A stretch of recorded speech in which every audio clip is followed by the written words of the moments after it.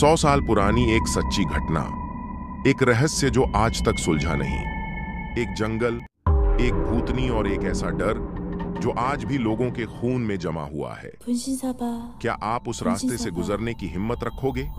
तो सुनिए।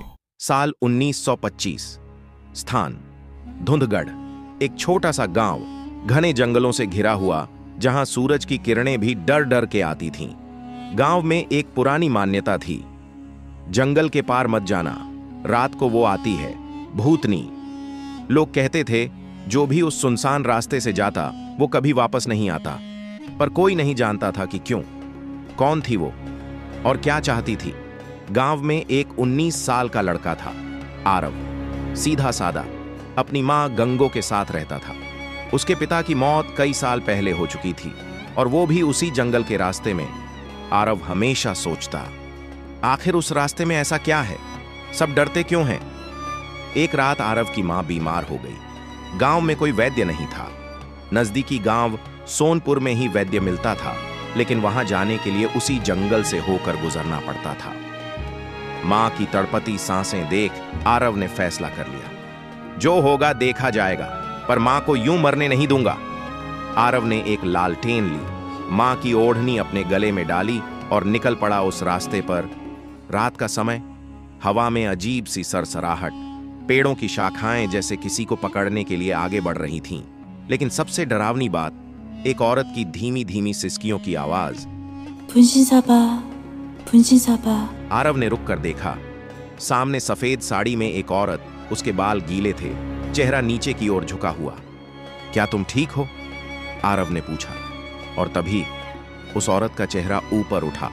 उसकी आंखें खून जैसी लाल, चेहरा जला हुआ और मुंह से टपकता काला लहू। वो भूतनी थी। आरव भागने लगा, लेकिन पैरों में जैसे जान ही नहीं रही। भूतनी हवा में तैरते हुए उसके पास आई और धीमे से बोली, तेरे जैसा एक और आया था, तेरा बाप, उसे भी छोड़ा नहीं था मैंने। आरव की आंखों में आंसू आ गए। तू क्या चाहती है? भूतनी जोर से चिल्लाई, इंसाफ। और अचानक वो गायब हो गई। आरव गिर पड़ा और बेहोश हो गया। जब आरव की आंख खुली, वो एक पुराने खंडहर में था। वहां एक दीवार पर कोयले से कुछ लिखा था, मैं निर्दोष थी, मैं सिर्फ प्यार करती थी, पर गांव वालों ने मुझे डायन कहकर जला दिया।